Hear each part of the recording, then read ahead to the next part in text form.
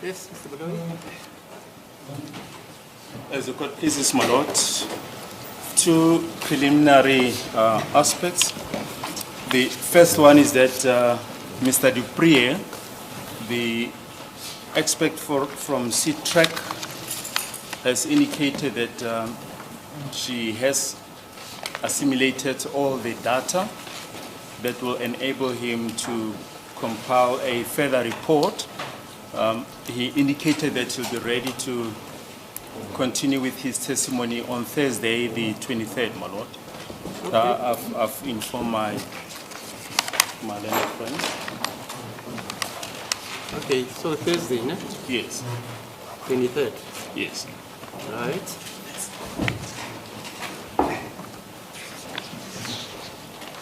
Then the second aspect, we have updated the list of exhibits. We just beg leave to hand up the updated list of, handed up the updated list to my colleagues. What's new, my lord, on page 6.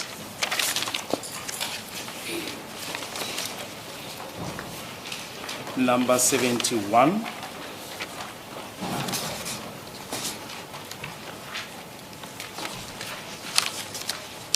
Yeah. There's an addition of further 5 photos, photos 8 to 11, that the driver referred to, my lord. Okay.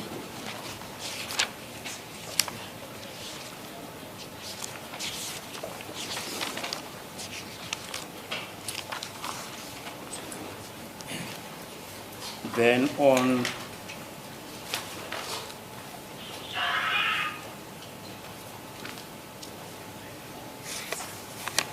it's Captain Nailana, my lord, the driver.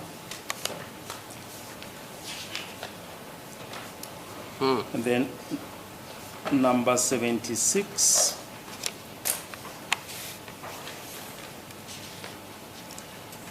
We have added exhibits MM in brackets 2, and those are automatic vehicle location records. Okay. We've also added exhibit MM2A, and those are automatic vehicle locator printouts by the AVL expert that I've just referred to, Mr. Michael Jacobus Dupree, dated 1 June 2020, 5 June 2020, 16 June 2020, 18 June 2020,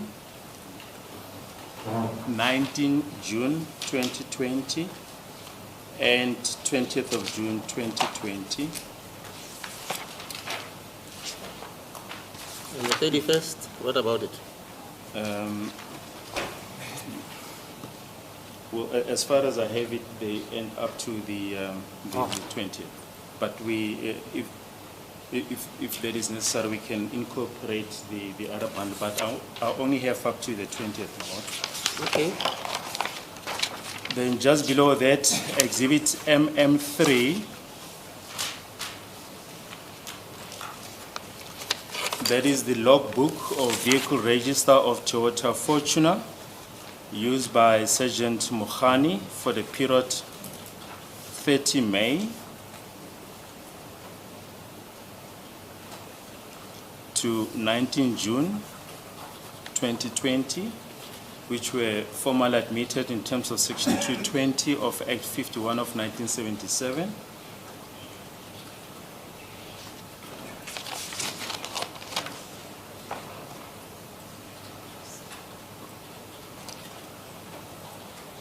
Yes. Then number 85, Exhibit VV, that was provisionally handed up by my learned friend, is an extract from SEP's CAS system regarding Nongoma CAS 16310 of 2018 in respect of 1 QB Butelezi.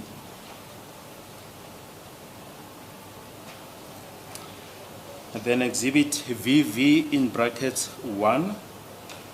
Those are dental records for Mr. Bongani Ntanzi, accused number 2, dated 22 June 2020 from Tlabani Dental Services.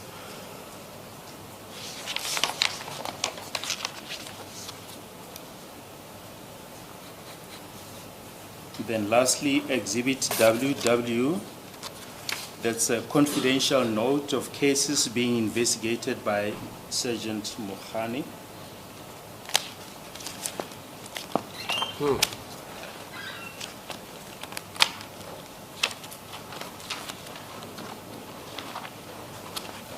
And these notes, sorry, there's not yet been cross-examination on those. No, not as yet, my lord. Yeah, Yes. still outstanding. Yes. Okay.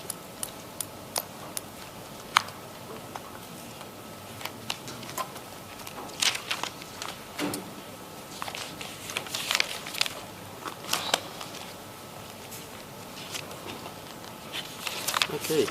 Then Advocate Misholola, in cross-examination of Sergeant Mohani, referred to a form SAPS 3M. It's a warning statement regarding interview with the suspect. I've clarified that with her this morning that it was not formally it hasn't been handed up as an exhibit now.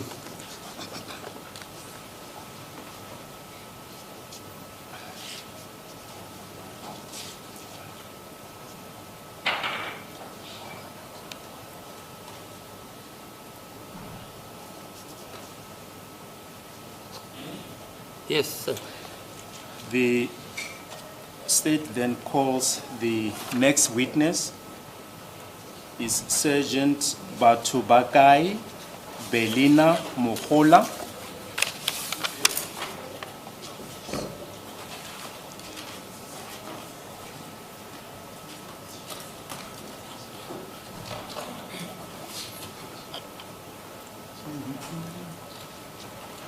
It's witness number 101 on the list, my lord. This witness is going to testify in respect of exhibits TT, exhibit TT in brackets 1, exhibit MM,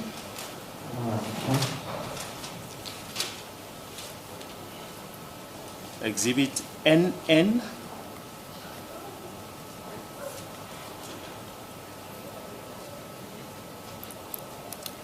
exhibit OO,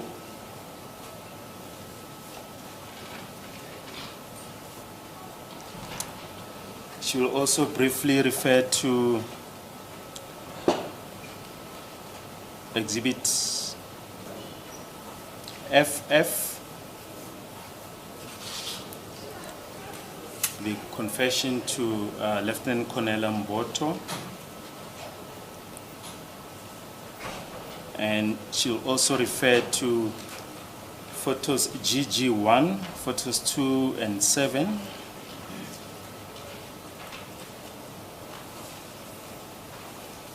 which were taken during the pointings out by Lieutenant Colonel Hadebe.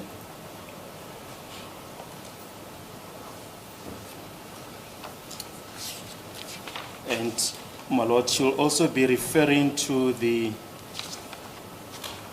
OB entry of the 19th of June 2020 in respect of accused number 1, and we've added those OB entries as pages 19 and 20 to exhibit NN, and we beg leave to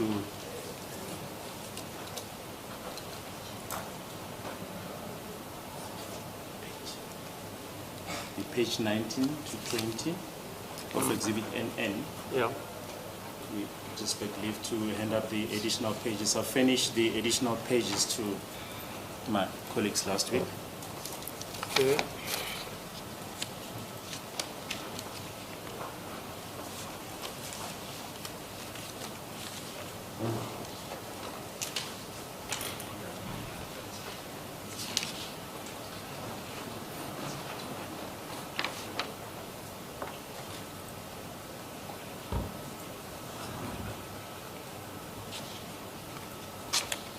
To be basically the first entry on page 19, as well as the second entry on page 20.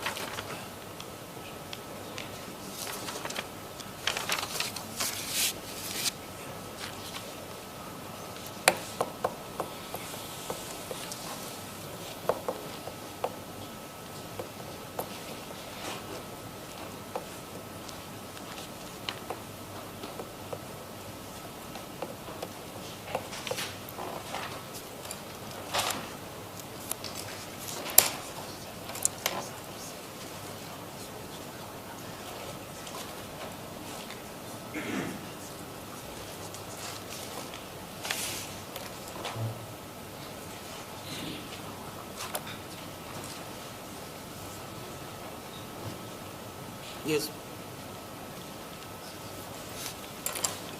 Yeah, so the witness. Ma'am, your full names and surname. Atsubakai Belina Mogola. Do you have any objection in taking the prescribed oath? No. If so, do you swear that the evidence you shall give shall be the truth, the whole truth, nothing else but the truth? And if you do swear, please raise your right hand and say, "So help me God." So help me God. The witness is in my Lord, and I have ascertained with her.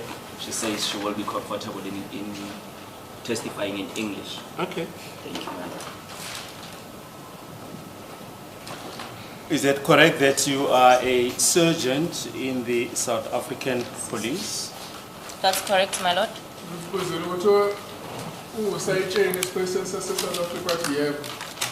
To which unit are you attached? I am attached to National Cold Case Investigation Unit. National Cold Case Investigation Unit.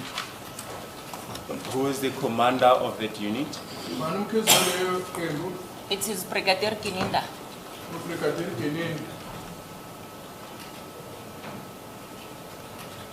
No. For how long have you been a member of the South African Police? It's about 18 years, my lord.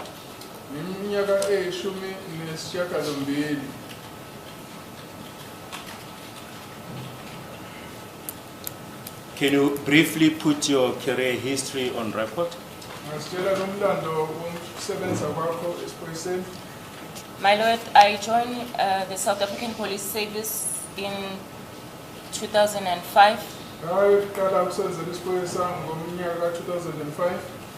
And I underwent basic training. And then field training and probation. Emva kwaloko kwasiqeda ukuqeqeshwa-ke singasengena kulokhu abakubiza ngesingisi ekuthiwa phecelezi i-probation, kusho ukuthi-ke ukusebenza kodwa umuntu esafufusa. And in 2007, I completed my training and I was appointed as a constable in the South African Police Service. Ngomnyaka 2007 waqeda ukuqeqeshwa wase-ke eqala ukusebenza esikhosini ewu-constable. And placed in Katlehong Ramokonopis Police Station, Wasesebenza-ke esikhumulweni samaphoyisa sasekatlehong. where, my lord, I was doing visible policing, which include being posted at the client service center, Kuthiwa lapho-ke wayesenzela lapho kufanele khona kubonakale ukusebenza kwamaphoyisa emphakathini, futhi wayesenza la kuthiwa khona CSC. and crime prevention, my lord, whereby you go out and attend to the complaints. Futhi-ke wakwazi ukuthi aphume ayosizana nomphakathi ngecala esifakwa umphakathi. In 2013, my lord, I was then transferred to provincial head office in Gauteng under detective service. Manje ngo-2013 wayesedluliselwa-ke eGauteng eyosebenzela abaphenyi. And then, my lord, I was placed in taxi violence investigation task team. Manje-ke na-ke lapho kwayeyophenya-ke udlame lwabasotekisi. And my lord, in 2014, I was then selected to do projects in high-profile cases. Manje ngo-2014 wayesenika umsebenzi ukuthi ayobhekana namacala aphezulu. And my lord, I was there up until with the fact that we were doing investigations on high-profile cases. We were then transferred to head office, my lord. Manje lapho esenza khona namacala aphezulu wayesedluliselwa ehhovisi elikhulu. To deal with those matters at the head office level. Lapho-ke babesenza-ke ngalamacala alolu hlobo bese ehhovisi elikhulu head office. If it's a head office, what are you referring to in particular? It's the head office in South African Police Services. Bathi-ke ihhovisi elikhulu la lesiphoyisa Is sasezantsi. it the National Commissioner's Office? Yes, my lord. At some point, we were reporting to the National Commissioner's Office. Bathi yebo ila esasisebenza ngaphansi kwamkhuzu omkhulu wamaphoyisa asemzansi. Uthi kwesinye isikhathi-ke bona-ke babe ngaphansi kwesandla sikamkhuzu wamaphoyisa. And that's why, my lord, the cold case investigation unit was established. And that was in 2018. Ngo-2018 yilapho-ke leli qembu lasekwa khona.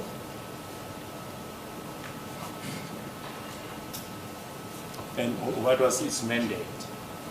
Umsebenzi walo kwakuyini? Is to investigate, my lord, the stagnant, complex, unsolved cases. Bathi-ke lapho kwakuwukuthi bayophenya amacala ekubonakala sengathi awayi phambili futhi ekubonakala sengathi akukho intuthuko ekwaphenyeni lamacala. And also, my lord, to assist other investigators at the stations or other units. Kuthi kwakubona nomsebenzi-ke futhi wokusiza nabanye abaphenyi abaseyiteshini. To come to the conclusion, my lord, of their investigation. Ukwazi-ke ukuthi baphothula amacala abawaphethe On cases, my lord. emacaleni.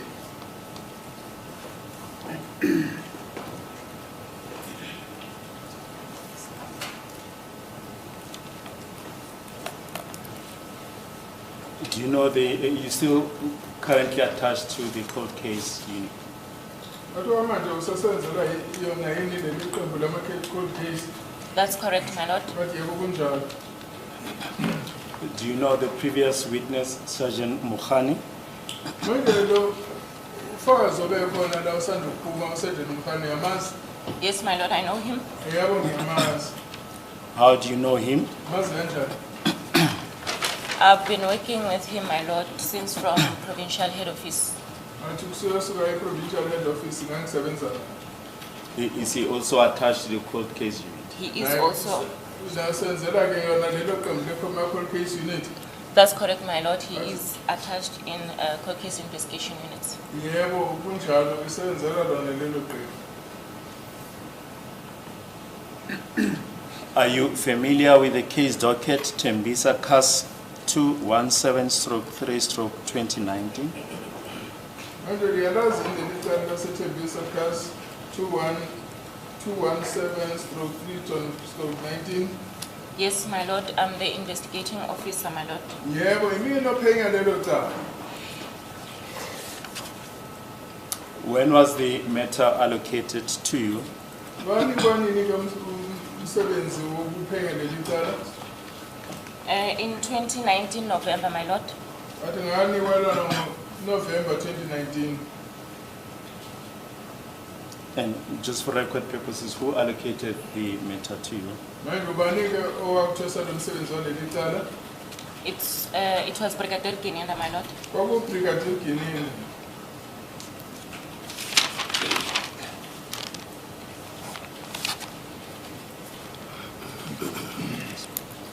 Can you tell the court in your own words what happened after this matter was assigned to you?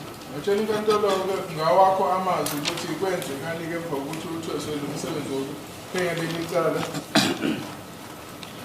My lord, upon receiving the case docket, Emva kokuthi nginikwe ke idocket yaleli cala, I conducted the outstanding investigations. ngabheka ke ukuthi yini okusele ukuthi kuphenywe. And thereafter, my lord, in December, I took the docket for decision after I completed, my lord, the investigations. Emva kwalokho ke ngathatha ke leli docket ngalisa ukuthi bayahlolwa emva kokuthi ngiqede ukwenza uphenyo lwami. And my lord, the warrant of arrest, which in other terms, my lord, is J50, was issued. Manje ke emva kwalokho kwasekhishwa i-warrant of arrest ibizwa ngokuthi J50. It was in December of which year? Disemba wemiphi inyaka? 2019, my lord. 2019. And the warrant of arrest was against whom? Manje le warrant of arrest ekhishelwa bani? Was against Muzi Sibia. Kwaweka Muzi Sibia.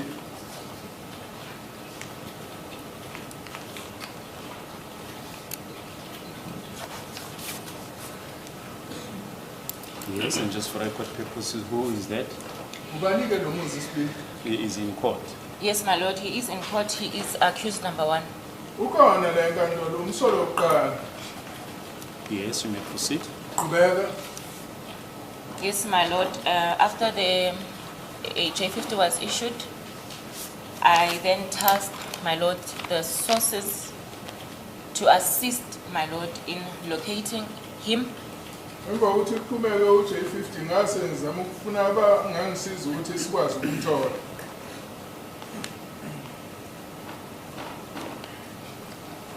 And my lord, in 2020, Manje ngomnyaka ka-2020 May the 30th, kwamhla ka-30 kuMeyi. I then, my lord, received a call Ngathola ucingo to say, Yes, you received a call. Yes. to say Muzi was seen in the vicinity of No, Tembisa. it's fine. You received a call. What did you do as a result of the information that you received? ya emva kokuthi ke utholeke lolu lwazi uluthola ngocingo wasenzani-ke. Thereafter, my lord, contacted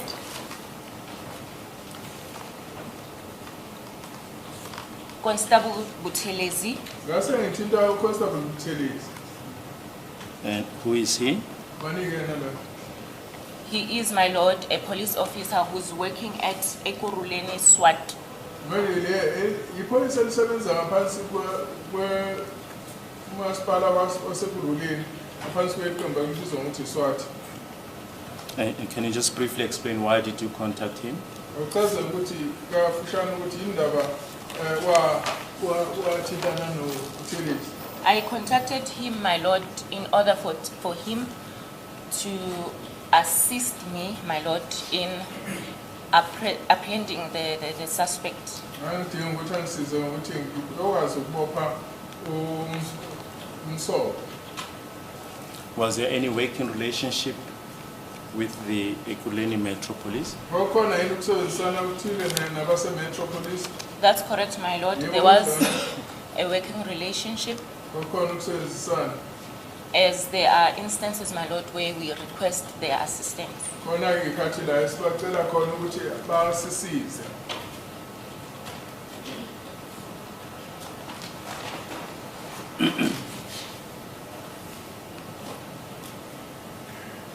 Yes. And then, my lord, we communicated, my lord, that we will meet in Tembisa police station. Tembisa what? Police station. Sase sizwana ukuthi siyohlangana isikhulume samaphoyisa saseThembisa. You communicated with who, sorry? With Constable Buthelezi. Sasikhuluma noConstable Buthelezi.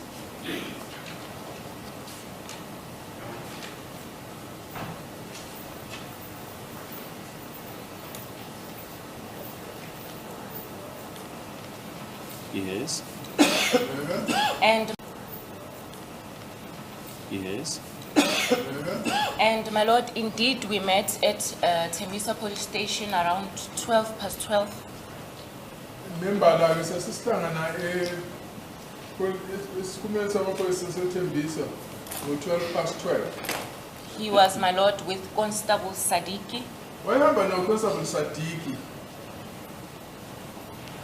And that was on the 30th of May 2020. That's correct, my lord. Ethi yebo kwangumhla 30 kuMeyi 2020. And to which unit is Constable Sadiki attached? UConstable Sadiki yasenzela lephiki iqembu. Ekurhuleni, my lord, SWAT. Naye senzela Ekurhuleni SWAT.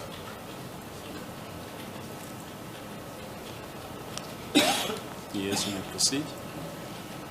Thereafter, my lord, I briefed them, my lord, Emva kwalapho ngase ngibachazela kancane. and gave them, my lord, the details Ngase ke ngimanika-ke nemininingwane of the suspect I was looking for. lo msolwa engangimfuna.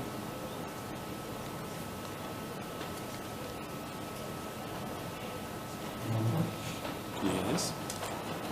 We then, my lord, left the police station Saseseke siyasuka lapho e-police station. and headed to the place where it was said the suspect could be found. Sasesiya lapho esasitshela ukuthi singamthola khona umsolwa.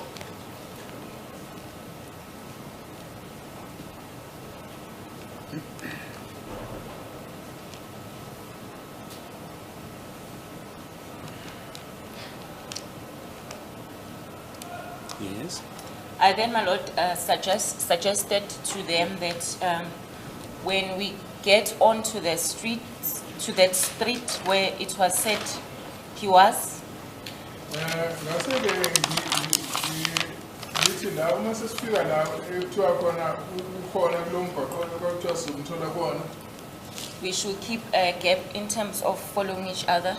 Manje sifanele sibe nebanga esilishiyayo laphakathi kwethu njengoba sasilandelana. And indeed, my lord, it was so. Futhi-ke kwenzeka kanjalo. I drove, my lord, in the front, Mina ngangishayela imoto yami phambili. and my lord, as I was driving, my lord, I noticed 3 males Ngisahamba kanjalo ngabona amadoda amathathu. who were standing, my lord, on my right hand as I was Ababemi driving. ngakwesokudla sakwami. And one male, my lord, was fitting the description. Omunye kwalamadoda lawo wayebonakala sengathi uyafana nalo esasichazelwe ngayo. Whom, my lord, it was said is Muzi Sibia. Lokho akuthiwa uyena umuzi sibili. I immediately, as I spotted them, my lord, called Buthelezi to say, I can see the guy. Ngaleso sikhathi ngavele ngafonela uButhelezi ngamtshela ukuthi sengiyambona lo muntu esikhuluma ngaye. And my lord, I drove further down. Mina ngeke sengiyadlula kancane.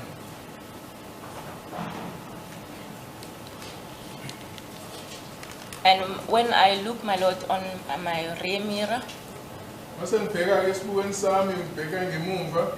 I could see Buthelezi, my lord, and Sadiki advancing towards the 3 mills.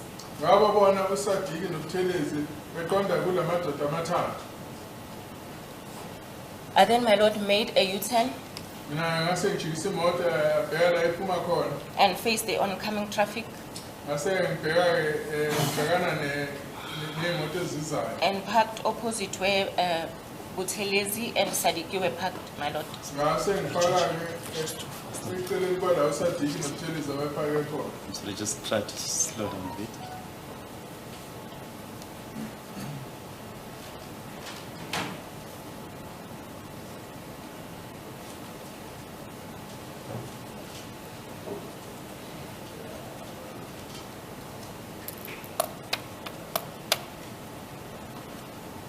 Yes. Bheka. And then, my lord, I got out of the vehicle Ngase ngiyaphuma emotweni. and I took Yes, just a minute. Yes. I took, my lord, the J50. Ngase ngithatha ke leli phepha elibizwa ngokuthi J50. I had the original J50 and a copy, my lord. Ngangine J50 le ebhalwe okokuqala futhi nginale eyikopi. Just a minute.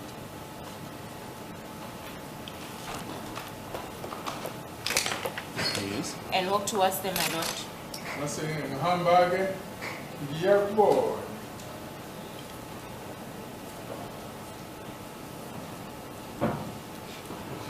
Yes. When, my lord, I got there, I found Buthelezi and Sadiki identifying themselves to Muzi.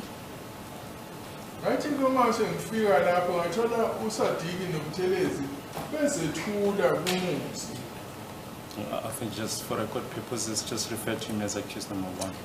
Ngicela ukuthi ke ukuze lo uqoshwayo uqopheke kahle awumbiza ngokuthi umsolo oqala. Yes, my lord, accused number 1.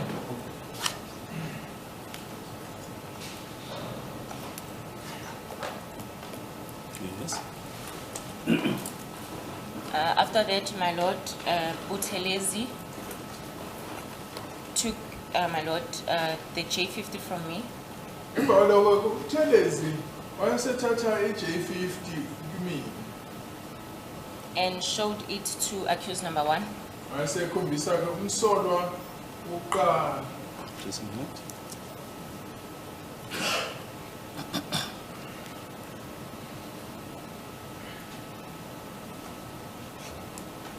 Yes. And placed him, my lord, under arrest. Hayi lapho ke wayeseke uyambona.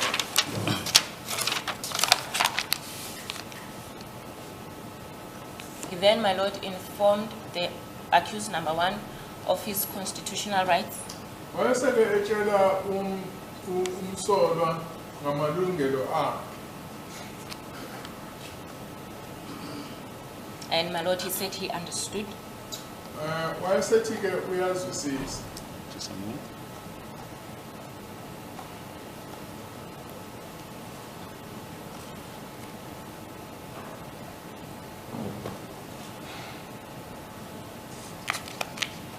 Yes, and what was the nature of the rights explained to him?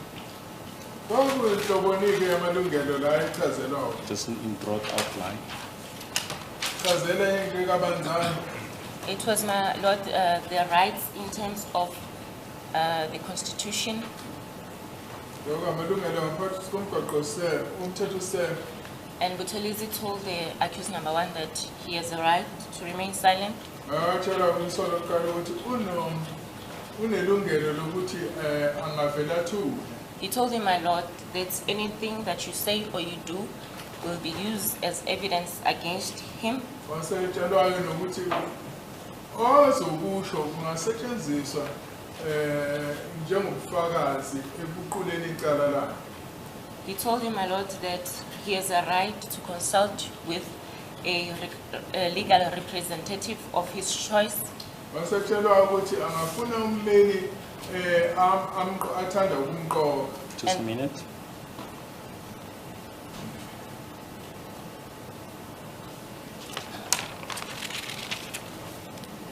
Yes. And that, my lord, if he did not have a legal representative of his choice,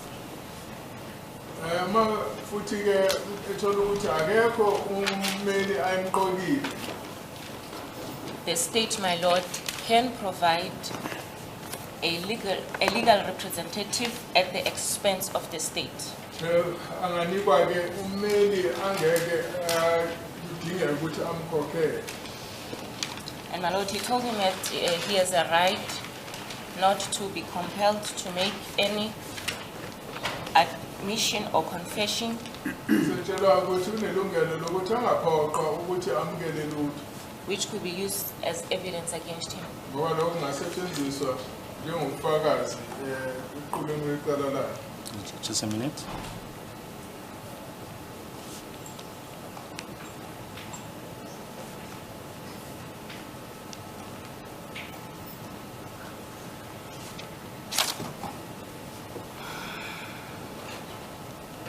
Yes. Yes, my lord, and he handcuffed he handcuffed accused number one. Wasele efaka umsolo wokuqala ozankosi. In which language was he communicating with accused number one? Wayekhuluma luphi-ke ulimi ngesikhathi ekhuluma nomsolo wokuqala? In Zulu, my lord. Ngabe ekhuluma olukaMthaneni.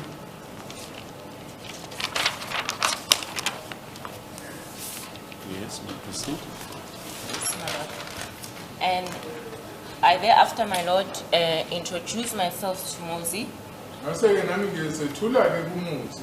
Just remember to refer to him as accused one. Accused number one, my lord. Ngisho-ke yena umsolo wokuqala. And my lord, I told him that I'm the investigating officer, my lord, of the case. Ngase ngiyamtshela ukuthi iminalo umphenyi kuleli cala.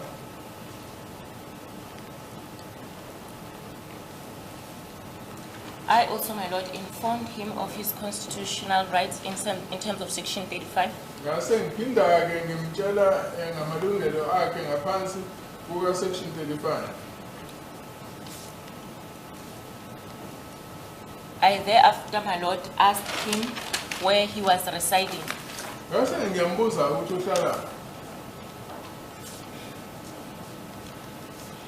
Well, you've just explained the rights in terms of Section 35 of the Constitution that Constable Buthelezi explained. And what was the extent of your explanation of his rights to him? It's because, my lord, I was asking him where he was staying. So I knew, my lord, that I cannot just ask him. I wanted him to know that he has a right, my lord. Mina ngoba ngimbuza ukuthi uhlalaphi ngangifuna ukuthi azi ukuthi unamalungelo engakangiphenduli. Before he can answer any question. Engakaphenduli imibuzo.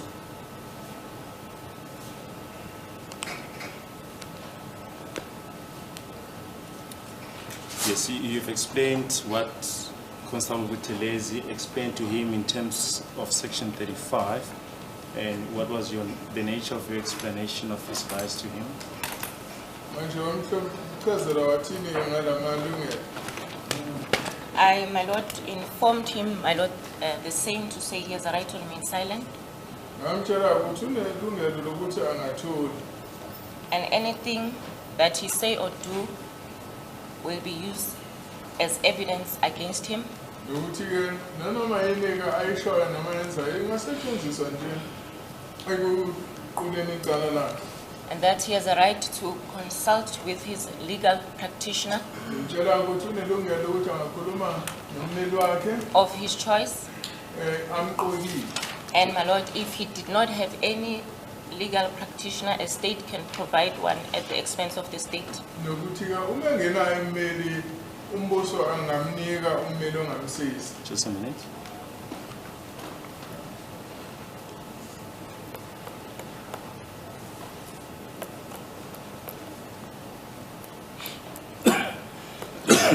And he said, my lord, he understood. Wathi kuyangizwisisa.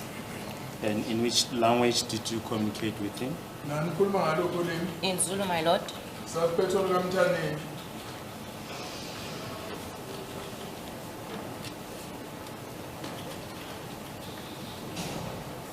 Yes, you asked him where he stays. Yes, my lord. And what happened? Kwase kwenzekani ke emva kokuthi umbuzo ukuthi uhlala.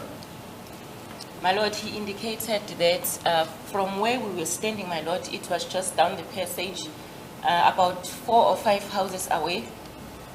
La esasimele khona nje ukuthi nje kwakukhona nje passage okungehla ngayo kungekude kakhulu.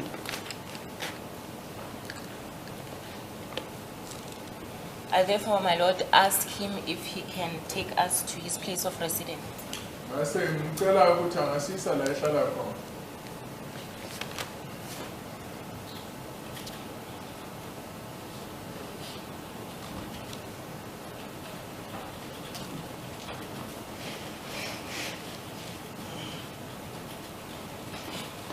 Yes. And he said, my lord, he can, and he does not have any problem.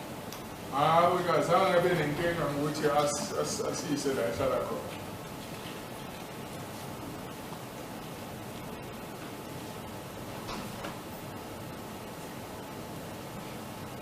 Yes. Yes, my lord.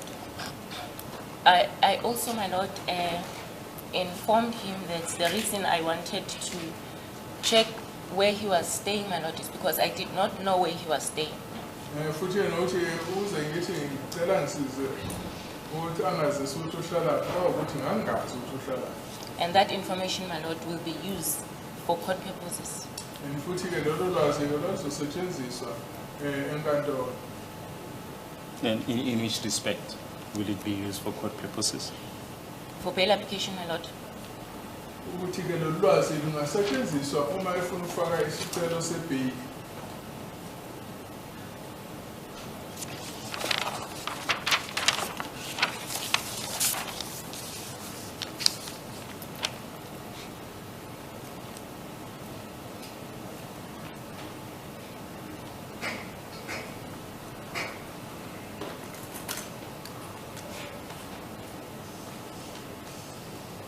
Yes, you may proceed. Thereafter, my lord, he took us to his place of residence. Wathi isithatha isisa la ehlala khona.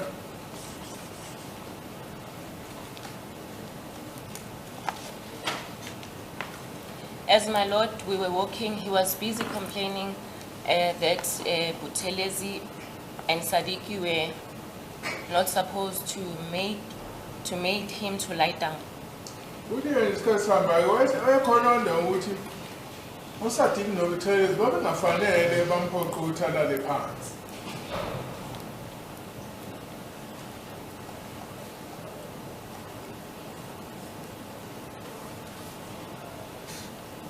Yes, why As not? my lord, the trouser that he was wearing, it was very expensive. Ngoba ke leli bhulukwa ayeligqokile wathi libiza kakhulu.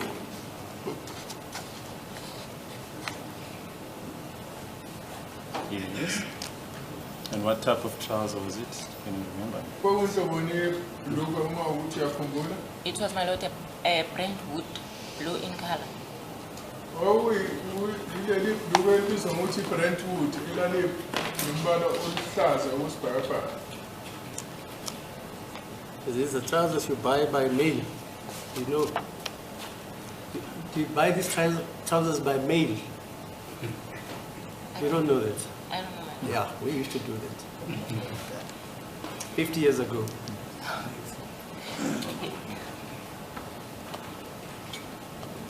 Yes, you may And then, proceed. my lord, he pointed out his place of residence. Wayesesikhombisa ke la ehlala khona.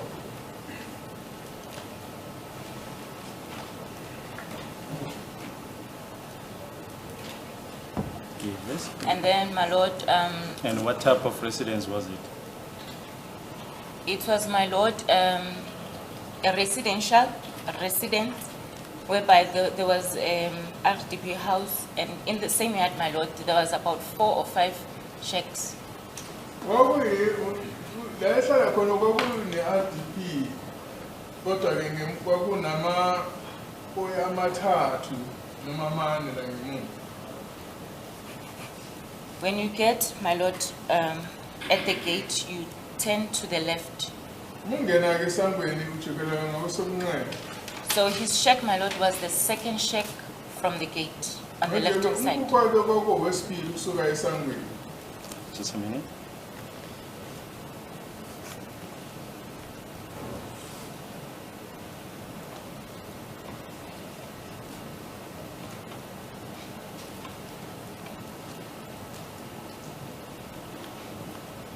Yes. Yes, my lord. And when we got by the doorstep of the shack, Mase sifika emnyango walo mkhukhu. where he said, my lord, he was staying, La ethi uhlala khona.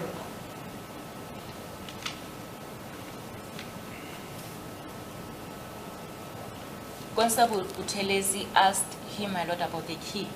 uConstable Buthelezi wayesembuza-ke wasemcela ukhiye.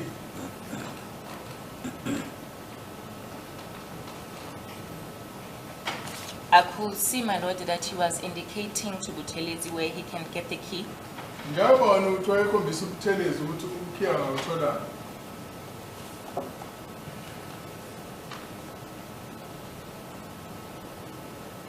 I told, So how did he indicate that?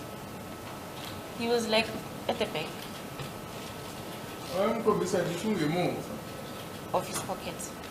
Kusho ukuthi usekhukhwini.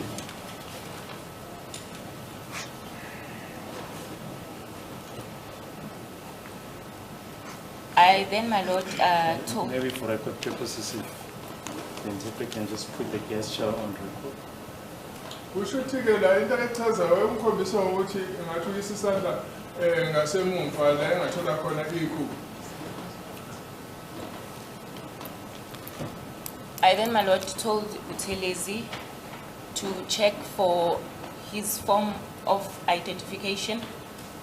Sisitela ukuthi uButhelezi asikhombise ukuthi amcela ukuthi angutholaphi umazisa wakhe. And his clothing, my lord, just to prove that he was staying in that shack. Ngikhombe iy'mpahla zakhe engasikhombisa ngazo ukuthi ngempela uyena wayehlala kulowo mkhukhu. Just a minute.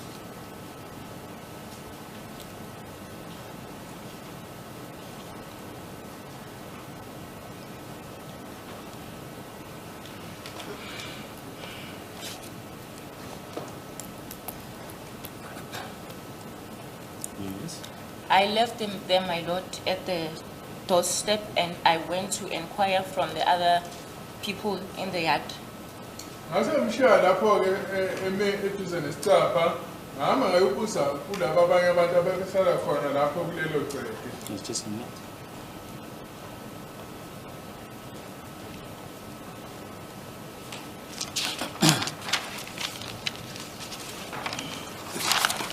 Yes, and what happened after you've made inquiries? What they told is hearsay, you may not disclose the contents thereof. What happened after you've made inquiries? Kwasekwenzekani-ke emva kokuthi-ke ubuze labantu abala egcekeni? Then, my lord, I went back to them Ngase ngibuyela kubona. To and who? to Buthelezi and Sadiki Ngase ngibuyela inside the shack because it was now open. ngase ngibuyela kuButhelezi noSadiki ababengaphakathi kwalo mkhukhu ngoba usuvulile.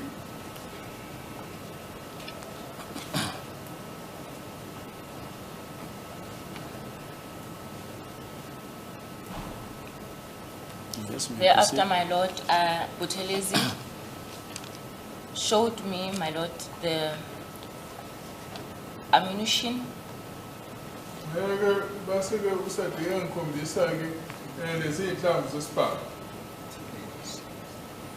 which, my lord, he said they found while they were looking for the ID. Bathi-ke bayazithola lezi iy'nhlamvu zesibhamu ngesikhathi-ke bezama ukufuna umazisa.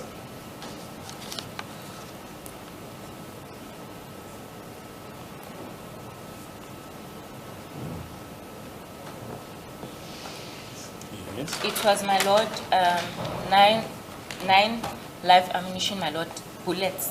Kwakuyinhlamvu isishiyagalolunye ezingakasetshenziswa.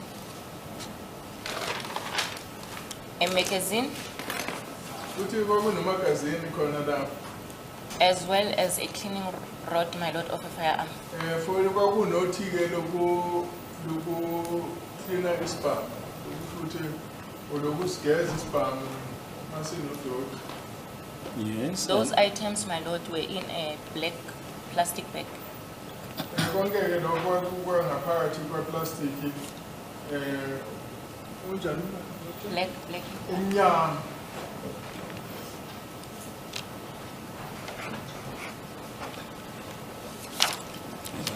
And what was the caliber of the 9 bullets? 9 millimeter, my lord. Lezi inhlamvu zesibhamu zazeze 9mm.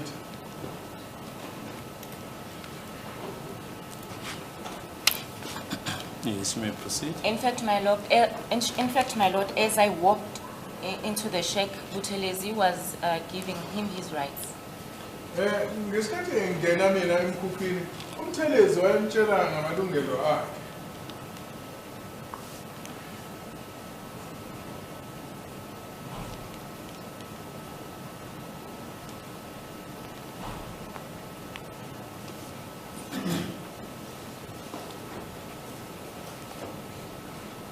Yes. And then, my lord, he reported to me that he asked him about a license to possess such ammunition.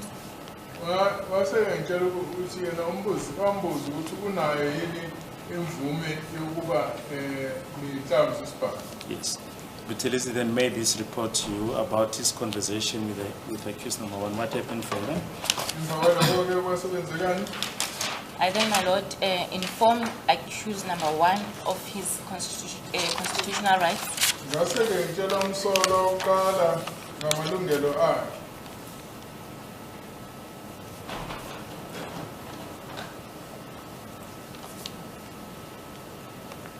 And just once again, for record purposes, just stipulate them. Ngicela-ke uphinde-ke usitshele ukuthi la malungelo kwakuyini. I told him, my lord, that he has a right to remain silent, Ngamtshela ukuthi unemvume ukuthi unelungelo ukuthi angathula. and anything that he say or do, my lord, will be used as evidence against him. Ukuthi-ke angazokhuluma nje lizosetshenziswa esiqoleni icala lakhe. And that, my lord, he has a right to consult with his legal representative Nokuthi-ke futhi-ke unemvume ukuthi angaqala akhulume nomlimi wakhe. of his choice, my lord, and if he did not have one, a state can provide one at the expense of the state. Nokuthi-ke lo mmeli azoqokwa uyena kodwa kumengenayo imali yokuthi akhokhele ummeli, umbuso ungamsiza ngokuthi amnike ummeli ongakhokhele. And that, my lord, he has a right not to be compelled to make a confession or admission which could be used as evidence against him. Futhi-ke nokuthi-ke uvunyelwe ukuthi angasho lutho ongagcina kusetshenzisiwe ekuquleni icala lakhe.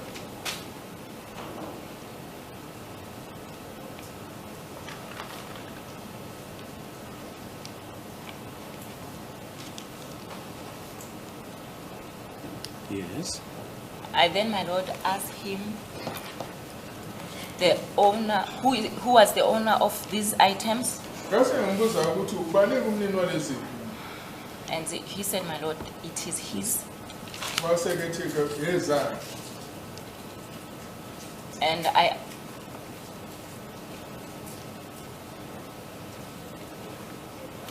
Yes. then, my lord, I asked him about the firearm, Ngase ngibuza ngesibhamu. because, my lord, it was clear that a magazine with a cleaning rod and ammunition, my lord, indicated that, my lord, there is a firearm somewhere. Ngoba-ke loluthi lokusebenzisa ukuthi-ke azame ukuthi alungise isibhamu sakhe nalezi nhlamvu lezi nemagazini. Lokho konke lokhu kuchaza ukuthi khona isibhamu esikhona la kuleyo ndawo. And, my lord, he said The firearm is with a friend Wasethi-ke isibhamu esona siphethwe umngani wakhe. who is in Vusumuzi hostel. Wathi-ke umngani wakhe hostel eseVusumuzi. But, sorry to interrupt you. My lord, I'm raising to raise a question of law. When a witness is indicating that accused number 1 is made admissions, I submit that the state must lay the basis on which such admissions were made at that time. God pleases. As a please, my lord, the witness was still indicating as to what the accused told him, but be that is may, when accused number 1 made this communication to you, did he do so freely and voluntarily? It was, my lord, free and voluntarily, Khululekile engaphoqewe out of his own free will, my lord, futhi yena-ke wazikhethela ukuthi enze njalo in his sober senses, futhi-ke wayephelele without any undue influence. kungekho lutho-ke olumphoqayo.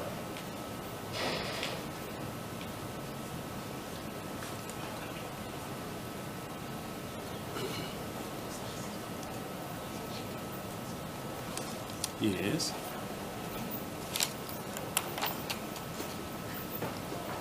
And thereafter, my lord, I did what was necessary in terms of packaging the exhibits. Come again? I did what was necessary in packaging the exhibits. Ngase ngenza okwakufanele ngikwenze ukuthi ngiqoqe konke lokho kwakufanele kube yinkomo. And can you just spell that out? What did that entail? Kwakuyini-ke lokho okufanele upackage? It was, my lord, the firearm cleaning rod. Washo ukuthi-ke uthi lokuhlanza isibhamu. Yes. How did you pick? If you say you did what was necessary to package them, what do you mean? Manje ukuthi-ke wenza lokho okufanele ukwenze ukuthi ukwazi ukuthi uqoqe konke lokho ubophe kahle kuyini lokho ufuna ukwenza. My lord, I went to the car Ngaso ngaya emotweni and got the bag, which, my lord, where I put my forensic bags. ngahamba ngiyothatha iy'khwama lezi zokufaka iy'nkomba ezitholakele. Yes. And then, my lord, I took the exhibits, my lord, Ngase ngithatha lezi y'nkomba put them inside the forensic bag ngase ngifaka-ke ku-forensic bag. and sealed them, my lord, Ngase-ke ngiyasivala lesi sikhwama. in front, my lord, of accused number 1 Konke lokhu ngakwenza phambi kwamsolo wokuqala. and Butelis and Sadiq. Futhi noSelezi noSadiq wayekhona.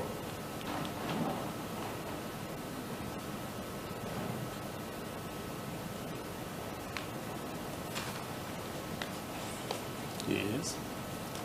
Yes, my lord. And when my lord, he indicated that the firearm is in the Vusumuzi section, my lord, Njengoba eseshilo ukuthi isibhamu saseVusumuzi section. hostel, Vusumuzi hostel. Vusumuzi hostel.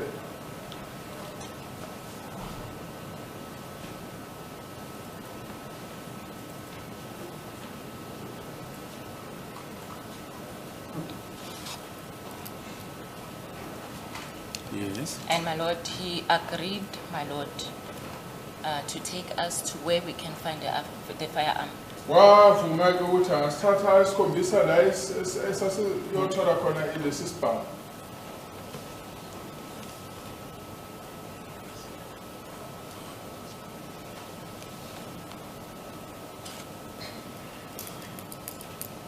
Yes. We then, my lord, left his place of residence Sesiyasuka la ehlala khona. and my lord, Butelezi locked the shack uButhelezi ke wayeseke uyayikhiya umkhukhwana and gave him back the keys, my lord. asembuyisela ukhiye baba. We then, my lord, walked. Yeah, just a minute. You mentioned that amongst others you were looking for his identity document. What was the position? Wathi wena nifuna umazisa wakhe kwagcina niwutholile. Yes, my lord, an ID document was found. Yebo umazisa wakhe nitholakele. And also, my lord, Constable Buthelezi informed me, my lord, that there is also clothes, my lord, which belong to accused number 1. Wayeseke azisa uConstable Buthelezi khona impahla ezikhona ezazizikaMsolo kuqala. And my lord, to confirm that, he also asked to change his trouser. Manje ukuthi alethe isiqiniseko salokho wacela ukuthi ashintshe ibhuluku. As my lord, he said that the trouser may be taken by other inmates in prison. Ngoba ethi ke leli bhuluku lakhe abanye ke abangaphakathi ejele bangamthathela. He changed, my lord, and put on a jean. Manje waseke efaka ibhokadi. And also, my lord, to indicate that when we found him, he was also wearing flip-flops. Ngalesi sikhathi ke wayegqoke uphaqapha. He changed, my lord, and put on a red-orange kavela. Manje waseke yakhipha izintathulo wagqoka ukhavela enombala ongathi uphuzi nokubomvu. And all these clothes, my lord, were taken from that shack, my lord. Futhi zonke lezi impahla zathathwa kulo mkhulu. The court, please, my lord, will this be an appropriate time to take the short agenda? Okay, keep the minutes, Your Honor.